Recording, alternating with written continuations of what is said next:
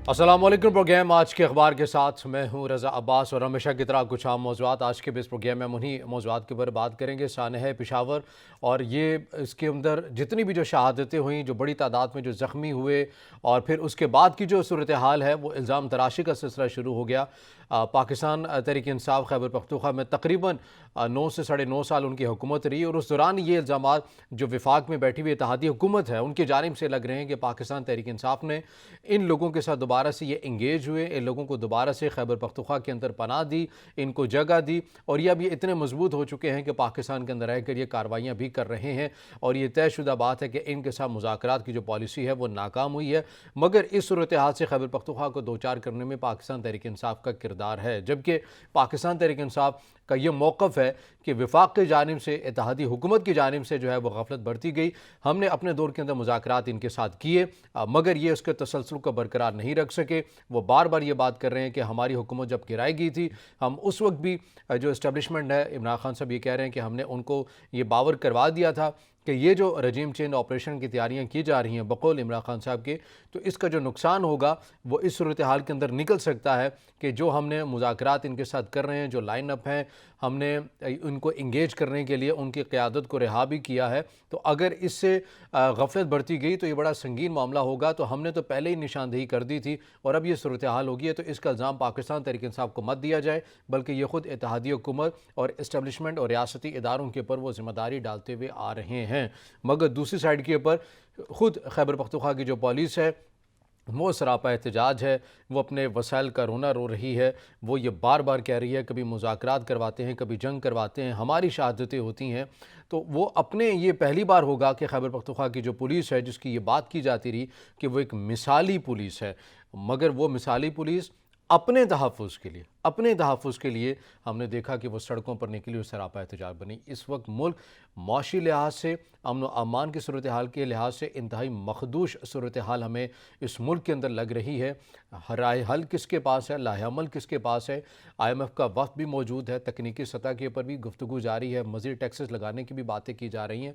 इस तमाम सूरत हाल के ऊपर बात करेंगे और इसके साथ साथ पाकिस्तान मुस्लिम लीग नून की नायब सदर और पाकिस्तान मुस्लिम लीग नून की चीफ़ ऑर्गेनाइज़र मरीम नवाज़ साहिबा ने भी कैंपेन शुरू कर दी है, मगर उन्हें भी जमात के अंदर भी और बाहर भी लोगों को इंगेज करने के लिए भी काफ़ी चैलेंजेस दरपेश हैं। इस तमाम सूरत हाल के ऊपर आज के इस प्रोग्राम में हम बात करेंगे और इन तमाम सूरत हाल के ऊपर बात करने के लिए हमें स्टूडियो में ज्वाइन किया है तज्ज़ियाकार तारिक मलिक साहब ने, उनके साथ तज्ज़ियाकार इब्राहिम बेग साहब होंगे। आप दोनों मेहमानों का बहुत शुक्रिया। तारिक मलिक साहब, सबसे पहले आपसे आगाज़ करूँगा, कहिएगा जो सानह पेशावर हुआ और उसके बाद के जो इल्ज़ामात का सिलसिला शुरू हो गया, KP की पुलिस सड़कों के ऊपर आ गई, अमन अमान की सूरत हाल हमने बड़ी कुर्बानियों के बाद जो है इस फ़ज़ा को कायम किया था। आपको क्या लगता है ये कौन ज़िम्मेदार हैं, किन्होंने इस फ़ज़ा को मुतासिर किया है दोबारा? जी अस्सलाम वालेकुम रज़ा, कैसे हैं आप? ठीक हैं। फ़र्स्ट ऑफ़ ऑल जो है ना, जो सानिया हुआ, मैं उसकी जो है ना दिल से जो है ना मज़म्मत करता हूँ। और उसके बाद दूसरी बात ये है कि देखें, हमारे आज दिन तक जो है ना हमने अरबों रुपए लगाए हैं, जो है ना हमने सेफ सिटीज़ के ऊपर, कैमरास के ऊपर, सिक्योरिटीज़ के ऊपर।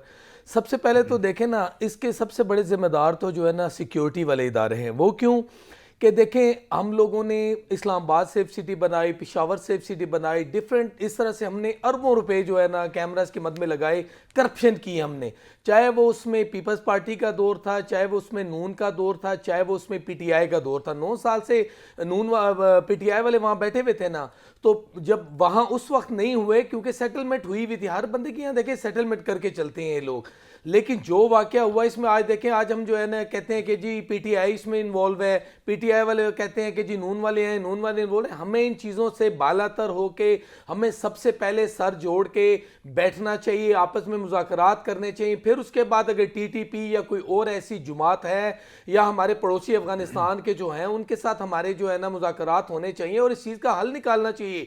कब तक हम जो है ना एक दूसरे को क्रिटिसाइज़ करते रहेंगे? क्रिटिसाइज से हमें बाहर निकलना होगा, हमें अपने पाकिस्तान की अवाम को देखना होगा, पाकिस्तान के लोगों को देखना होगा। वो इसलिए कि देखें, पुलिस वाले भी हमारे भाई हैं।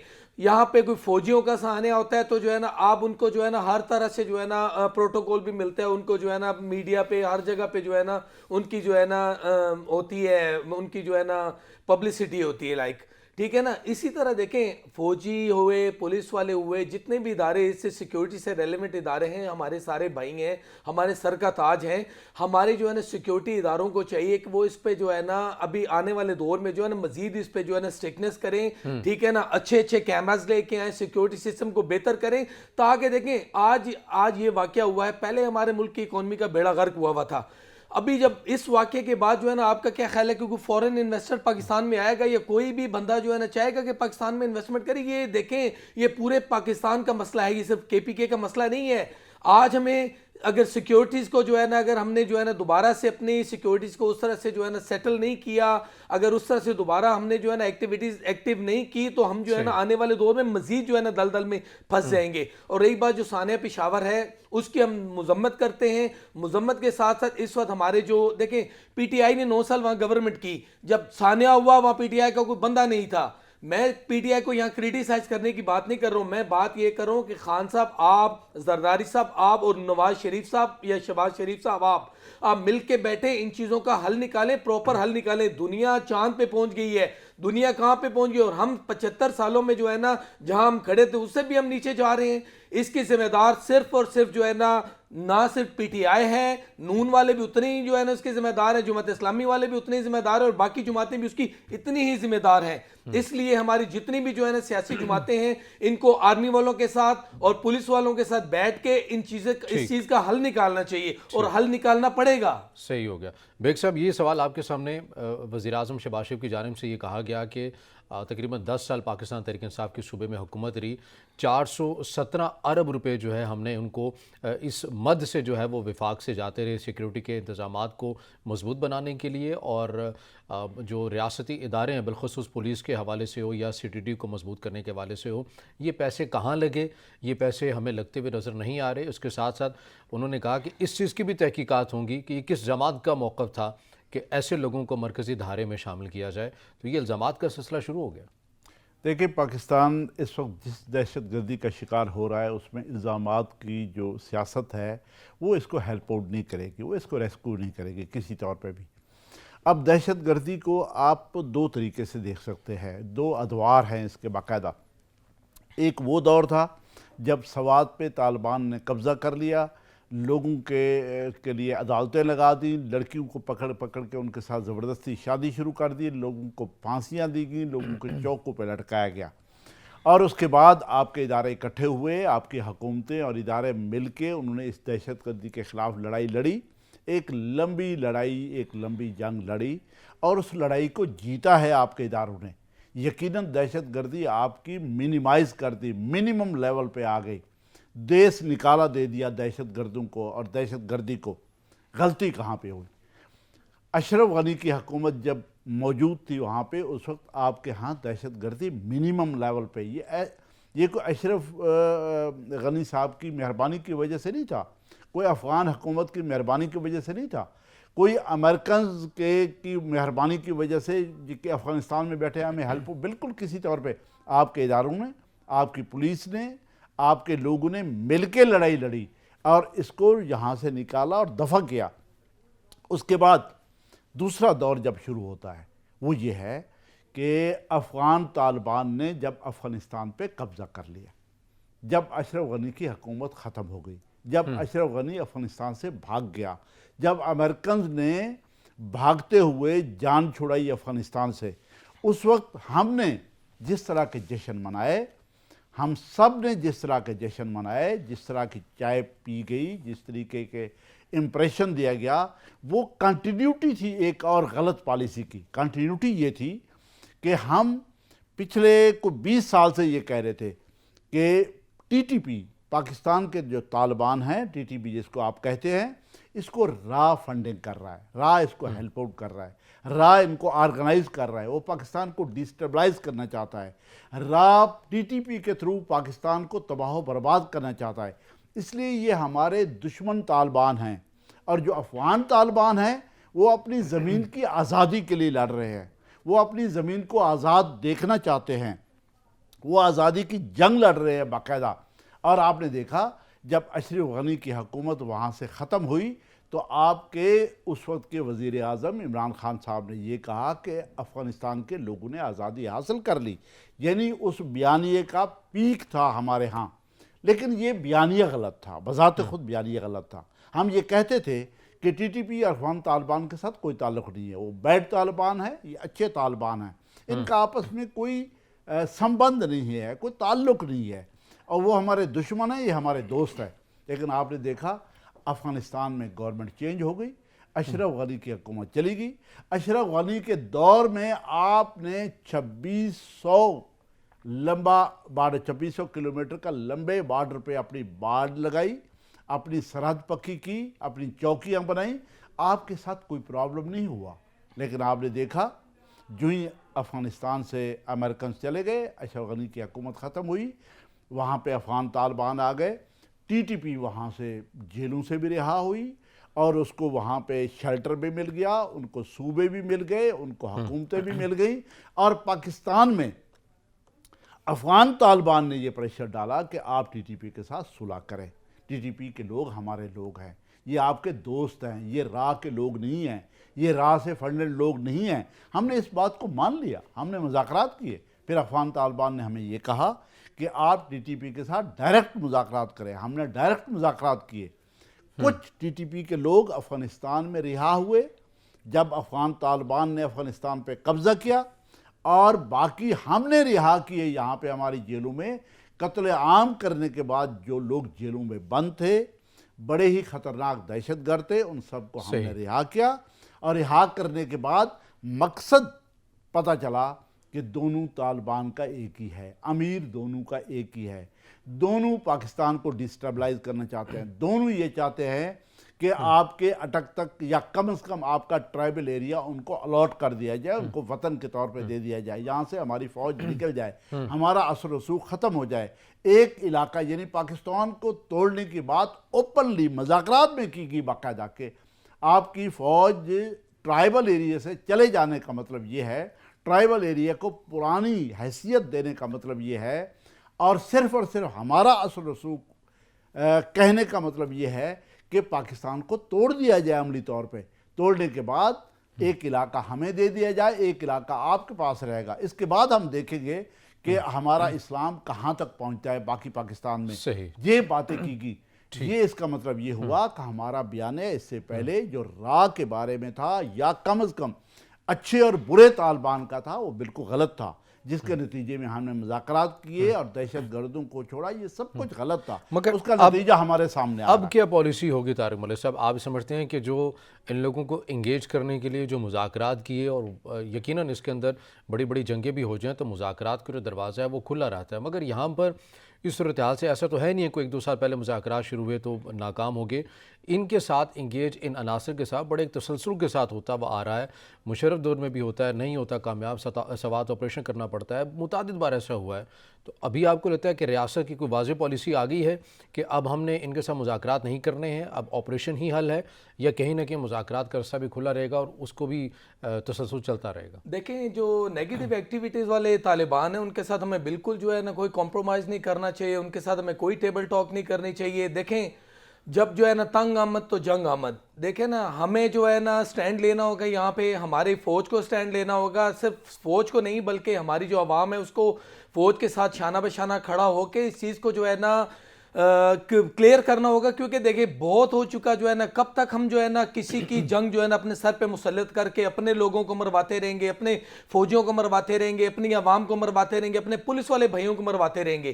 اس لیے اس وقت ہمیں نو کمپرومائز وتھ اینی طالبان، لائک جو ہے نا جو طالبان نیگیٹو ایکٹیویٹیز والے، باقی جو طالبان ہیں افغانستان کی جیسے گورنمنٹ ہے ان کے ساتھ ہمارے مذاکرات ہونے چاہیے، ہماری ٹیبل ٹاکس ان کے ساتھ ہونی چاہیے۔ اور جو باڑ کی بات ہے، جو ہمارے بھائی بات کر رہے تھے کہ جو ہے نا ہم نے 1200 جو ہے نا کلومیٹر پہ جو ہے نا وہ فینس لگوائی تھی، اور وہ دیکھیں آج ساری کٹ گئی ہے، اس کے پیچھے بھی جو ہے نا کہیں تو دیکھیں جب ہمارے ملک میں کوئی نیگیٹو ایکٹیویٹیز ہوتی ہے، کوئی ایسا غلط کام ہوتا ہے تو اس میں کہیں نہ کہیں ہماری گورنمنٹ کے لوگ یا ہمارے جو عہدیداران ہوتے ہیں کہیں نہ کہیں انوالو ہوتے ہیں۔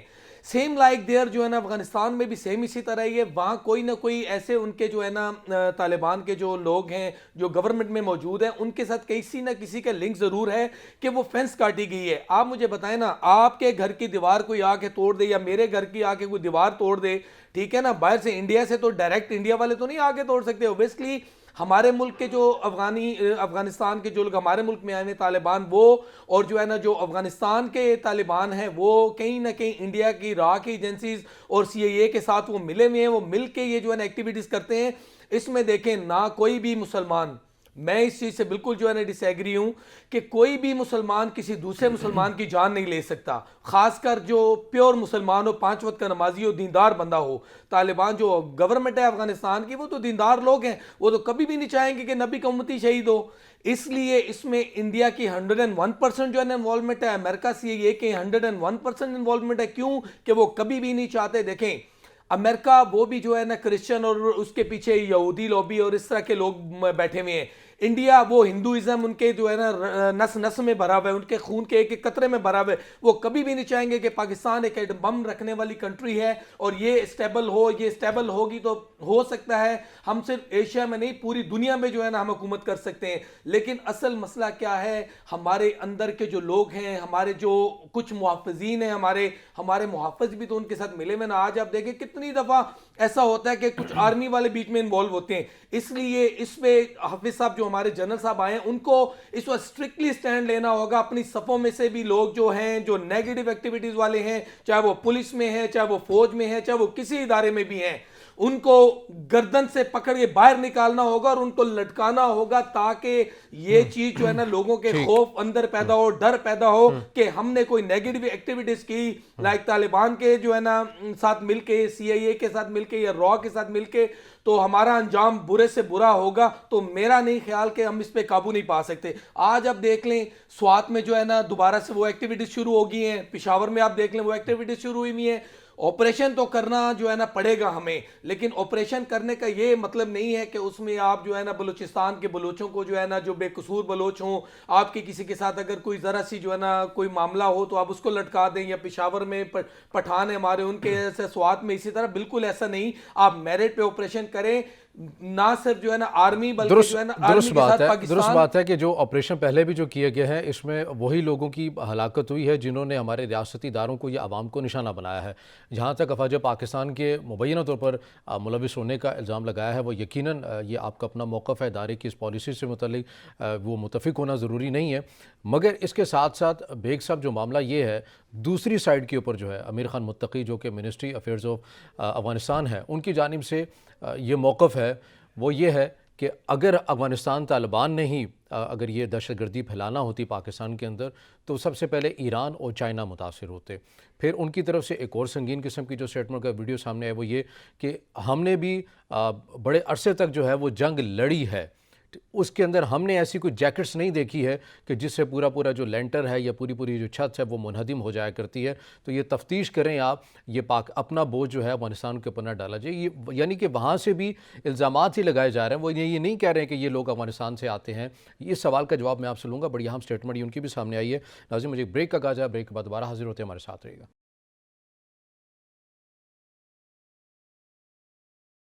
بریک کے بعد سے پروگرام میں آپ کو دوبارہ خوش آمدید کہیں گے, اور ہم سانحہ پشاور کے اوپر بات کر رہے ہیں, ایسے اس کے محرکات کے اوپر بات کر رہے ہیں, کیونکہ یہ ایک واقعہ نہیں ہے, یہ سیریز ہے. ایسے متعدد واقعات ہو چکے ہیں, بالخصوص پشاور کے لوگوں نے بڑی جان قربان کر کے امن و امان کی جو صورتحال اس سے بہتر کیا تھا. مگر اب کہیں نہ کہیں ایسا لگ رہا ہے کہ سیکیورٹی کولیپس کی وجہ سے دوبارہ سے ہم اسی صورتحال کے اوپر جاتے ہوئے نظر آ رہے ہیں. بیگ صاحب, بریک میں جانے سے پہلے جو سوال آپ کے سامنے رکھا, افغانستان کی قیادت بھی کہہ رہی ہے کہ اپنا وزن ہمارے اوپر مت ڈالیے, یہ آپ یہیں سے پاکستان کی سرحدوں سے لوگ اٹھتے ہیں, کاروائیاں کرتے ہیں, اور آپ اپنے طور کے پر تحقیقات کریں یہ کیسا بارودی مواد ہے جس نے پوری چھت کو منہدم کر دیا. اگر ہم نے یعنی کہ افغان طالبان نے اگر دہشت گردی کرنا ہوتی, اس کو سپورٹ کرنا ہوتی, تو سب سے زیادہ ایران اور چین متاثر ہوتا. دیکھیں بات یہ ہے کہ افغانستان کا جو ٹریڈیشنل اور تاریخی پوائنٹ آف ویو ہے, جو ان کا سٹینڈ ہے پاکستان کے بارے میں, وہ ہندوستان سے زیادہ خطرناک رہا ہے. داؤد سے لے کر اب تک, آپ کے اپنے دوست طالبان تک, آپ یہ دیکھیں جیسے ملک صاحب کہہ رہے تھے کہ یہ اشرف غنی کے دور میں ہم نے باڑ لگائی, آج وہ باڑ کہیں پہ نظر نہیں آ رہی, ہر جگہ پہ ٹوٹی پھوٹی ہے. کس نے توڑا ہے؟ یہ افغان گورنمنٹ نے توڑا ہے، افغان گورنمنٹ کے اہلکاروں نے توڑا ہے۔ اس کو کس نے توڑا ہے؟ یہ افغان گورنمنٹ کے وہ اہلکار جن کو آپ افغان طالبان کہتے ہیں، انہوں نے توڑا ہے۔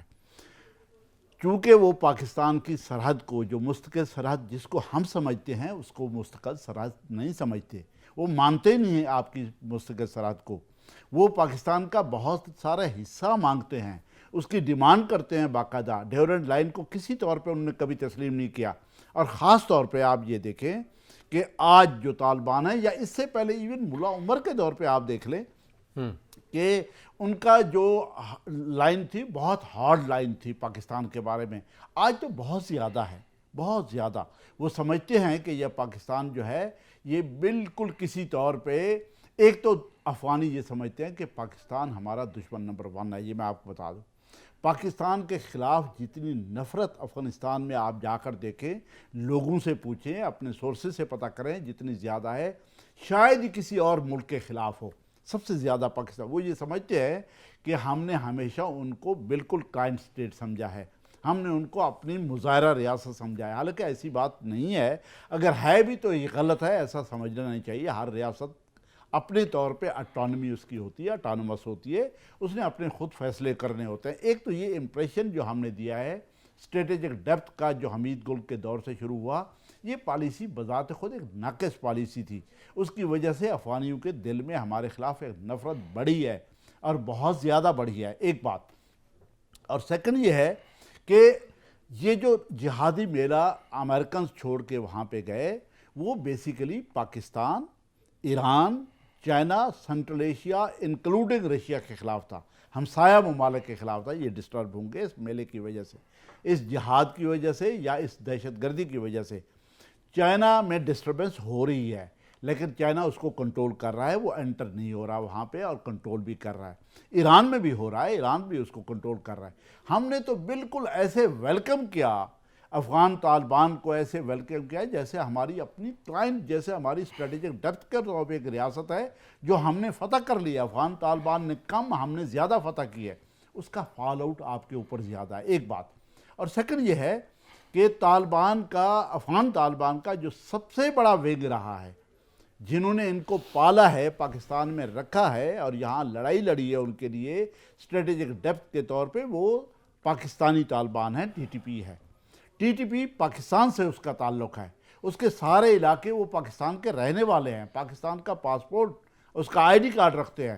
وہ یہ سمجھتے ہیں کہ یہ جو علاقے جہاں ہم رہتے ہیں، یہ اسلامی حکومت یہاں پہ ہوگی۔ کس کی اسلامی حکومت ہوگی؟ جو امیر ہمارا افغانستان میں بیٹھا ہوا ہے، یعنی افغان طالبان کا جو امیر ہے وہی ہمارا امیر ہے، اور وہ سرحدوں کو تو زیادہ مانتے نہیں ہیں۔ وہ یہ سمجھتے ہیں کہ امت ہے، امت کے طور پہ ہم نے اسلام پھیلانا ہے، اور اپنے برانڈ کا اسلام پھیلانا ہے، اور جہاں تک پھیلا سکتے ہیں وہ ہم نے پھیلانا ہے۔ پوری دنیا میں ہم پھیلا سکتے ہیں تو پوری دنیا میں۔ پاکستان اس کا پہلا شکار ہے، اس لیے پاکستان کو مذاکرات کی بجائے بالکل افغان گورنمنٹ کے ساتھ آپ مذاکرات کریں، لیکن سب سے پہلے پاکستان کی بات کریں کہ پاکستان میں جو دہشت گردی ہو رہی ہے، جس طرح کی ڈسٹربنس ہو رہی ہے، اس کو آپ پہلے بند کریں، اس کے بعد آپ کے ساتھ تعلقات ٹھیک ہوں گے، ایک بات۔ اور سیکنڈ یہ ہے کہ آپ کو یہ لڑائی لڑنی ہے ہر حالت میں آپ کو بتا دوں۔ یہ لڑائی ایک دو پھر آپ کی غلطی کی وجہ سے سٹارٹ ہوئی ہے، ہمارے بلنڈر کی وجہ سے سٹارٹ ہوئی ہے، ہماری گورنمنٹ کا بلنڈر یا اداروں کا بلنڈر۔ اس کو ملا کے دیکھ لیں، دونوں کا مل کے ایک پالیسی، یہ سوچ کہ ہمارے اپنے دوست افغانستان میں آ گئے ہیں، اس کے نتیجے میں جو خوف پاکستان میں ہے، جو دہشت پھیل رہی ہے، جس سے پولیس والے مر رہے ہیں، ہمارے فوجی بھائی شہید ہو رہے ہیں، اور عام لوگ بیچارے مر رہے ہیں، لوگوں کی زندگیوں کو خطرہ ہے، اس کے لیے آپ کو لڑائی اور جنگ آپ کے گھر میں پہنچ چکی ہے۔ یہ پشاور کا واقعہ ایک چھوٹا واقعہ نہیں ہے، اس کو آپ ایک بڑے واقعے کے طور پہ آپ کو دیکھنا ہوگا۔ اگر آپ ایسا نہیں دیکھیں تو غلط کریں گے۔ اور پھر اس کے نتیجے میں آپ نے جو نیشنل ایکشن پلان بنایا تھا، اس کو آپ کو مضبوط کرنا پڑے گا، جس کو آپ نے بہت لوز اور ڈھیلا کر دیا تھا، جس کو آپ کی صوبائی حکومتوں نے جس پہ عمل نہیں کیا تھا، جس کی کوارڈینیشن نیکٹا کے پاس تھی۔ نیکٹا کو آپ کو مضبوط کرنا پڑے گا۔ ایپیکس کمیٹی آپ بنائی تھی ہر صوبے میں، جس میں وہاں کے کور کمانڈر، وہاں کے گورنمنٹ، وہاں کے سی ایم، وہاں کے گورنر، ان کے ممبرز، پورا ایک بورڈ تھا، ایک کمیٹی تھی. اس کو آپ کو کوارڈینیشن، آپ کو بیسٹ کوارڈینیشن کرنا. اگر آپ ایسا نہیں کریں گے تو آپ یقین کریں آج پختونخوا میں پولیس والے بیچارے قتل عام ان کا ہو رہا ہے. اس کے نتیجے میں انہوں نے جلوس نکالے ہوئے ہیں، ان کے نتیجے میں انہوں نے بہت ہی خطرناک نعرے لگائے ہیں، اور اس کے نتیجے میں بہت زیادہ، یعنی آپ کا جو فرنٹ لائن فائٹر ہے، یہ آج کی بات نہیں ہے. آپ یہ دیکھیں کہ یہ سپاہ صحابہ کے دور میں دیکھتے، آپ لشکر جھنگوی کے دور میں دیکھ لیں، آپ اس کے بعد دہشت گردی کے دور میں دیکھ لیں، سب سے زیادہ پولیس والے شہید ہوئے ہیں، سب سے زیادہ پولیس والے مرے ہیں، کیونکہ وہ فرنٹ لائنر ہے، ایسا ہی آگے کھڑے ہوتے ہیں، ناکے پہ موجود ہوتے ہیں، ہر جگہ پولیس والے ہوتے ہیں. انویسٹیگیشن انہوں نے کرنی ہے، انٹیروگیشن انہوں نے کرنی ہے، لوگوں کو گرفتار انہوں نے کرنا ہے. سامنے وہ ہوتے ہیں، وردی کے ساتھ وہ ہوتے ہیں، وہ پیچھے نہیں ہوتے، ان کی کوئی ایجنسی نہیں ہوتی، وہ وائٹ کپڑوں میں نہیں ہوتے، وہ بالکل ظاہر ہوتے ہیں، سامنے کھڑے ہوتے ہیں. اس لیے ان کا قتل عام ہوتا ہے. آج تو سب سے زیادہ قتل عام میں کہتا ہوں پولیس کا ہو رہا ہے، اور خاص طور پہ پختونخوا کی پولیس اور بلوچستان کی پولیس کا ہو رہا ہے. اس لیے آپ کو ان کے ساتھ کھڑا ہونا ہوگا، آپ کو مضبوطی کے ساتھ. اگر وہاں پہ نعرے کوئی ایجنسیوں کے خلاف لگے ہیں یا کسی اور کے، ان سب کو یہ امپریشن دینا پڑے گا ہم پختونخوا اور باقی صوبوں کی پولیس کے ساتھ کھڑے ہیں، ہم شانہ بشانہ ہیں ان کے. کیونکہ یہ شہداء جو ہے، یہ جو آج لوگ شہید ہو رہے ہیں یا مر رہے ہیں، یہ کل ہمارے بچے مر سکتے ہیں. یہ بھی ہمارے بچے تھے، یہ بھی ہمارے لوگ تھے، ہمارا خون ہے جی وہ. اس لیے ہمیں ہر صورت میں یہ جنگ آپ کے گھر میں آ چکی ہے، لڑائی لڑی جا رہی ہے. یہ جو ہم ٹی وی چینلز پہ روز دیکھتے ہیں جی، یہ جو دہشت گردی ہونے والی ہے، ہونے والی کیا مطلب ہے؟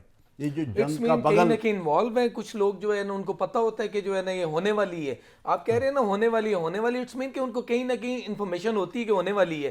تو ہم اگر ہونے والی ہے تو اس پہ پہلے ہی ہم قابو کیوں نہ پا لیں سر؟ جنگ آپ کے گھر میں آ چکی ہے، جنگ لڑی جا رہی ہے. آپ کے لوگوں کو جنگ ہوتی کیا ہے کہ جب آپ کے گھر پہ حملہ ہو جائے، جب آپ کے گھر پہ قبضہ کیا جائے، جب یہ کہا جائے یہ گھر میرا ہے، جب بم آپ کے اوپر پھاڑے جائیں، جب آپ کے لوگوں کو مارا جائے، اسی کو جنگ کہتے ہیں نا. یہ جنگ آپ کے خلاف شروع ہو چکی ہے بھئی. ہم یہ کب کہتے ہیں کہ یہ اب ایک طرف امن و امان کی صورتحال ہے، دوسری سائڈ کے اوپر کیونکہ دوسرے موضوع کے اوپر آتے ہیں، آئی ایم ایف کا جو وفد ہے وہ بھی پاکستان میں موجود ہے، طارق ملک صاحب، اور مزید جو ہے وہ بجلی جو ہے وہ بڑھانے کا مطالبہ کیا ہے. ایک طرف ہم ایسے سنگین چیلنجز ہمیں درپیش ہیں، امن و امان کی صورتحال جو ہم نے بہتر کی تھی وہ بھی خراب ہوگی. اب معاشی صورتحال کے اوپر بھی ایک تو ہمارے ہاں سیاسی تو جو عدم استحکام ہے اس کے اندر بھی شدت ہے، اور معاشی پالیسیز بھی جو ہیں وہ ہم اپنا ووٹ بینک کہیں متاثر نہ ہو جائے تو سخت فیصلے نہیں کر پا رہے ہیں. آئی ایم ایف یہ مطالبہ کر رہا ہے کہ آپ نے جو 300 ارب روپے کی تک کی جو بجلی کی سبسڈی رکھی ہوئی تھی لوگوں کے لیے اس کو ختم کریں، 100 ارب تک یا 100 یونٹ تک جو ہے آپ اس کو لے کر آئیں، اور اس کے اوپر آپ سبسڈی اگر آپ نے دینی ہے دیں، مگر مالی سال سے پہلے آپ کو کم از کم جو ہے وہ 6 روپے فی یونٹ مزید جو ہے وہ بجلی آپ کو بڑھانی ہوگی. اور حکومت بھی ذرائع کے مطابق یہ چیزیں سامنے آ رہی ہے کہ حکومت نے بھی اتفاق کر لیا ہے اور وہ کہہ رہے ہیں کہ ٹھیک ہے ہم بڑھائیں گے، اور آنے والے دنوں کے اندر مزید مہنگائی میں لہر آتی ہوئی آپ دیکھ رہے ہیں. دیکھیں رضا، میں بار پروگرامز میں یہ بات کہہ چکا ہوں، آئی ایم ایف کی جب بھی بات آتی ہے تو میں ہمیشہ پاکستان کے انڈسٹری پہ فوکس کرنے کی بات کرتا ہوں، اور میں ہمیشہ جو ہے نا پاکستان کے جو بڑے ٹائکون ہیں ان سے بیٹھ کے سر جوڑ کے بات کرنے کی بات کرتا ہوں. دیکھیں یار، کب تک ہم جو ہے نا آئی ایم ایف کے اوپر جو ہے نا چلتے رہیں گے؟ یار دنیا چاند پہ پہنچ گئی ہے، دنیا کہاں سے؟ یار میں ساؤتھ کوریا کی بار پروگرامز میں بات کر چکا ہوں. یار ساؤتھ کوریا میں بھی آئی ایم ایف تھی، آج ساؤتھ کوریا دنیا کا 7ویں نمبر پہ ملک ہے. یار ہم کیوں نہیں وہ کام کر سکتے؟ ہمارے دیکھیں نا، میں بھی بلاول سے میری بات ہوئی 3-4 دن پہلے کی بات ہے، تو میں نے بلاول صاحب سے بات کی. میں نے کہا بلاول آپ دیکھیں، آپ تو یار بے نظیر بھٹو کے بیٹے ہیں، ذوالفقار علی بھٹو کے بیٹے ہیں، تو آپ جو ہے نا کوئی اس طرح سے رستہ کیوں نہیں نکالتے؟ آپ لوگ تو اتنے $1 ٹریلین کے مالک. تو بلاول نے بڑی اچھی بات کی، انہوں نے کہا کہ یار میں آدھا قرضہ جو ہے نا آئی ایم ایف کا دینے کے لیے تیار ہوں. بیٹھے میرے ساتھ نواز شریف صاحب، میرے ساتھ بیٹھے شہباز شریف صاحب، خان صاحب بیٹھے. میں سب کو کہتا ہوں آئیں ہم سر جوڑ کے بیٹھیں تاکہ ہم ملک کو جو ہے نا سٹیبلائز کریں، ہم غریب عوام کے لیے سوچیں، غریب عوام کے لیے کریں. جب تک ہم آئی ایم ایف سے بھیک مانگتے رہیں گے، انہوں نے ہمیں اسی طرح ہم پہ چیزیں مسلط کرنی ہیں، اور جب تک یہ چیزیں مسلط ہوتے رہیں گے، اب کبھی اپنے آپ کو جو ہے نا پاکستان کو اوپر نہیں لے کے جا سکتے. اس کی اکانومی کبھی گروتھ نہیں کر سکتی. اکانومی دن بدن جیسے زیرو ہوتی جا رہی ہے, زیرو سے بھی مائنس میں چلی گئی ہے, اسی طرح مزید آنے والے دور میں ایسا ہی ہوگا. اس لیے میں ریکویسٹ کرتا ہوں خدا را, ابھی اس جس طرح سے دیکھیں, فرسٹ آف آل ہمارے ملک کو اس وقت ضرورت ہے انڈسٹری کی, انڈسٹری پہ فوکس کرنا چاہیے. اس میں نہ تو یہ نواز شریف صاحب کے آباء و اجداد کا ملک ہے صرف, ٹھیک ہے نا, نہ زرداری صاحب کے, نہ عمران خان کے, یہ ہمارے پاکستان کی غریب عوام کے, ہمارے آباء و اجداد کا ملک ہے. ہم لوگوں نے, ہماری غریب عوام نے بڑی قربانیاں دے کے اس کو حاصل کیا. آج ہم نے اس کو 75 سالوں میں اس کا بیڑا غرق کر کے رکھ دیا. چند خاندان ہیں, ان خاندان کی وجہ سے پاکستان کی اکانومی کا بیڑا غرق ہو گیا ہے. پاکستان کو انہوں نے جو ہے نا, بنگلہ دیش جو ہم سے کتنا نیچے تھا اس سے بھی ہم نیچے لے گئے. افغانستان جو کل آزاد ہو رہا ہے, کل آزاد ہونے کی میں اس لیے بات کر رہا ہوں کہ کل آپ دیکھیں, ابھی اس کو سال بھی نہیں ہوا آزاد ہوئے ہوئے, طالبان آئے اور آج ان کی اکانومی دیکھیں کہاں ہے, ہماری اکانومی کہاں ہے. اس لیے میں اپنے جتنے بھی بڑے خاندان ہیں پاکستان کے, رئیس ہیں جو ہمارے ملک کے, یار خدا کا واسطہ ہے جان چھوڑو یار, ہماری IMF سے ہماری جان چھڑواؤ. اگر نہیں ہے کسی کے پاس کوئی فارمولہ پاکستان کو جو ہے نا IMF سے جان چھوڑانے کا, تو یار میں جو ہے نا آج ٹی وی چینل پہ بیٹھ کے بات کرتا ہوں, اور اگر وہ کام نہیں کر سکا تو مجھے آپ کسی بھی چورنگی میں جا کے لٹکا سکتے ہیں. ہمارے پاس, میرے پاس فارمولہ ہے تو کیا عمران خان کے پاس نہیں ہے, زرداری صاحب کے پاس نہیں ہے, نواز شریف صاحب کے پاس نہیں ہے؟ لیکن انہوں نے, کسی کو پاکستان کے غریب عوام سے لینا دینا نہیں ہے, ان کو صرف اپنے بچوں سے, اپنی ذات سے ہے. ہمارے ملک کو فرسٹ آف آل انڈسٹری پہ فوکس کرنا چاہیے. سیکنڈ, ابھی سردار سلیم حیدر صاحب ہیں, اوورسیز منسٹر ہیں ہمارے, وہ پاکستانی لوگوں کو جو ہے نا ڈفرینٹ ایمبیسیز میں جا کے وہ میٹنگز کر رہے ہیں کہ یار ہمارے لوگوں کو ویزاز دیں, وہ جاب جو یہاں سے لوگ فورن میں جائیں جاب کرنے کے لیے, تاکہ ورک ویزاز دیں, تاکہ ہمارے ملک میں یہ لوگ باہر جائیں گے, ڈالر میں پاکستان ڈالر آئے گا, ڈالر سے پاکستان جو ہے نا کم از کم اپنے تھوڑا سا جو ہے نا اپنے قدم پہ کھڑا ہونے کی صلاحیت اس میں موجود ہوگی یا کر سکتا ہے. اس لیے میں باقی لوگوں سے بھی ریکویسٹ کرتا ہوں, بلاول آپ جو ہے نا ہمارے فورن منسٹر ہیں, فورن ملک میں دورے کر رہے ہیں, ان سے ہمیں بھیک نہیں چاہیے, ہمیں کسی بھی فورن کنٹری سے بھیک نہیں چاہیے. آپ جب سود کے نیچے لگ جائیں گے, جب نبی پاک صلی اللہ علیہ وسلم نے کہہ دیا ہے کہ جو ہے نا, جو سود لینے والا اور دینے والا جو ہے نا اسلام کا اور میرا دشمن ہے, ٹھیک ہے نا, تو پھر یار ہم کیوں بار بار جو ہے نا IMF کے پاس جاتے ہیں, ہم کیوں بھیک کا کشکول لیے ہوئے پوری دنیا میں گھوم رہے ہیں. آپ اس وقت فورن منسٹر ہیں بلاول ہمارے, آپ کو چاہیے آپ جائیں فورن میں, ہم یہ نہیں کہتے آپ وزٹ نہ کریں, آپ وزٹ کریں. آپ وزٹ میں جب آپ جاتے ہیں تو ان کو بھیک مانگنے کے بجائے, یہ پیسہ ہمیں ہمارے ملک میں لانے کے بجائے بھیک کی مد میں, اسے ہمیں نہیں چاہیے. آپ صرف ان سے یہ ریکویسٹ کریں کہ ہمیں جو ہے نا صرف اور صرف انڈسٹری پہ چاہیے, انڈسٹری چاہیے. آپ لوگ ہمارے ملک میں آئے, ہم آپ کو 5 سال کے لیے جو ہے نا آپ کو فری جو ہے نا ٹیکسز جو ہے نا انڈسٹری دیتے ہیں, آپ ہمارے ملک میں انڈسٹری لگائیں. دین آفٹر دیٹ سردار سلیم صاحب آپ سے میری ریکویسٹ ہے کہ جتنی جلدی ہو سکتا ہے مزید آپ جو ہے نا فورن کنٹریز کے جو ہے نا وزٹ کریں, کوریا کا کریں, جاپان کا کریں, اس طرح کے جتنے جو ہے نا ترقیاتی ممالک ہیں ان کا وزٹ کریں, ان سے ورک پرمٹس لے کے ہیں تاکہ ملک جو ہے نا سٹیبل ہو.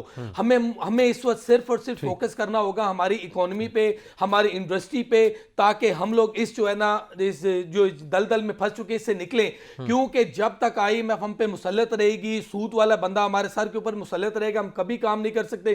جو پیسہ ہم کماتے ہیں, جو پیسہ ہمارے ملک میں آتا ہے, وہ سود کی مد میں ہم جو ہے نا ان کو واپس لوٹا دیتے ہیں. کس کی مد میں ہم واپس لوٹا دیتے ہیں؟ تو خدا را میں آپ سے ریکویسٹ کرتا ہوں کہ یار آپ لوگ بیٹھیں, اس وقت جو ہے نا آپس کی لڑائی چھوڑیں, آپس کی جو ہے نا اپنی جو آپ کی سب کی گردنوں میں جو سریے آئے ہیں ان کو نکالیں, پاکستان کے لیے سوچیں, پاکستان کی غریب عوام کے لیے سوچیں. آج آپ دیکھیں پشاور میں جو سانحہ ہوا, اس کا ایک بڑا جو ہے نا کریکٹر جو ہے نا غربت بھی ہے, ٹھیک ہے نا. میں نے تھوڑی دیر پہلے جو ہے نا آرمی سے ریلیونٹ بات کی کہ جو ہے نا کچھ لوگ اس میں بھی ہیں, کچھ لوگ وہ ہیں جس طرح سے جو ہے نا جنرل حمید صاحب کے دور میں کرنل امام صاحب تھے, ٹھیک ہے نا, ان پہ ایلیگیشن لگا تھا نا. اس لیے میں ان جیسے لوگوں کی بات کر رہا ہوں کہ ان جیسے لوگوں کو جو ہے نا آپ نے, اب میرے خیال ہے کہ اب نہیں ہے, لیکن آپ لوگوں کو چاہیے کہ اس وقت آرمی چیف کو چاہیے کہ وہ ان سارے جو ہمارے ٹائکون ہیں ہمارے ملک کے, ان کو بٹھا کے اس کا کوئی حل نکالے تاکہ ہم اس دہشت گردی کی جنگ سے نکلیں, اور دین آفٹر دیٹ ہم IMF سے جان ہم چھڑا سکیں.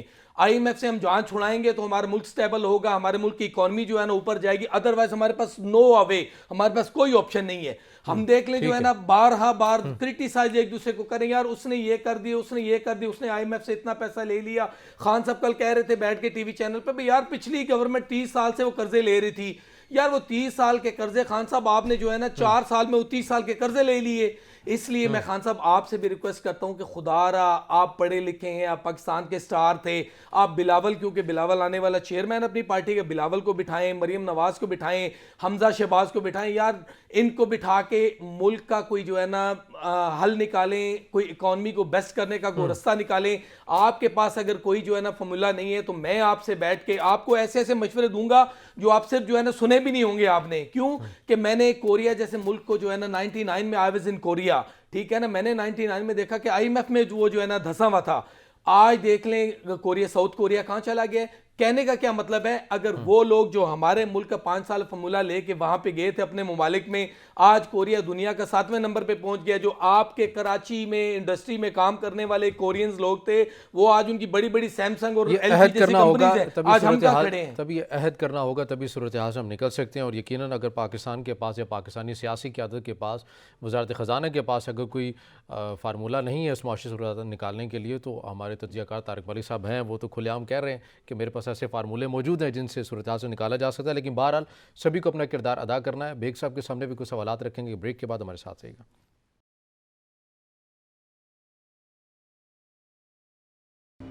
بریک کے بعد ناظرین پروگرام میں آپ کو دوبارہ خوش آمدید کہیں گے, اور ہم بات کریں پاکستان کی معاشی صورتحال کے حوالے سے. بیگ صاحب, جو صورتحال بن رہی ہے, ایک تو ہمارا توانائی کے شعبے کے اندر خسارہ بہت زیادہ ہے جس کو آئی ایم ایف کم کرنے کی بات کر رہا ہے, ٹیکسز بڑھانے کی بات کر رہا ہے, ریٹس بڑھانے کی وہ بات کر رہا ہے, پیٹرولیم مصنوعات کی قیمتیں ہوں, بجلی کی قیمتیں ہوں, گیس کی قیمتیں ہوں. تو ان تمام چیزوں سے ایفرٹ تو یقیناً جو بنیادی اشیاء ضروریاں ہیں, جو لوگوں کے جن کا ڈیلی کے ساتھ واسطہ پڑتا ہے, ان میں بھی یقیناً جو ہے وہ مہنگائی مزید آئے گی, پہلے بھی موجود ہے, مزید بھی آئے گی. تو اب ہم یہ سخت فیصلے جو آئی ایم ایف کے کہنے کے اوپر کریں گے, اگر ہم نے یہ کرنے ہی تھے تو ہم نے 4 یا 5 مہینے پہلے کیوں نہیں کیے ہیں؟ اور اس کے ساتھ ساتھ آپ کیا سمجھتے ہیں کہ اب ان سخت فیصلوں کرنے کے بعد اور آئی ایم ایف کے پروگرام میں رہنے کے بعد آنے والے دنوں کے اندر ہم کوئی معاشی صورتحال کے اندر کوئی استحکام دیکھیں گے, بہتری دیکھیں گے, یا یہ ایک کڑوی گولی جو کھلائی جا رہی ہے عوام کو, یہ وقتی طور پر ہوگی؟ دیکھیں, آپ کے ہاں جو اکنامک کرائسس ہے وہ بالکل دہشت گردی کی طرح, اس کی پالیسی ہمیشہ غلط رہی ہے. ہم نے اکنامک پالیسی ہم نے اپنے ملک میں نہ بنائی, نہ اس کو چلایا, نہ ہم نے کبھی انڈسٹری کا سوچا, نہ ہم نے کبھی پروڈکشن کا سوچا, نہ کبھی ایکسپورٹ کا سوچا. ہم ہمیشہ ٹریڈنگ پہ آ گئے. ہم نے چیز لی, چیز دی اور کمیشن کما لیا. یہاں سے چیز لی, ڈالر لیا, وہاں بیچ دیا اور کمیشن کما لیا. کمیشن کمانے سے, کمیشن کے بزنس سے ملک نہیں چل سکتے, ملک سدھر نہیں سکتے, ملک امپروو نہیں کر سکتے.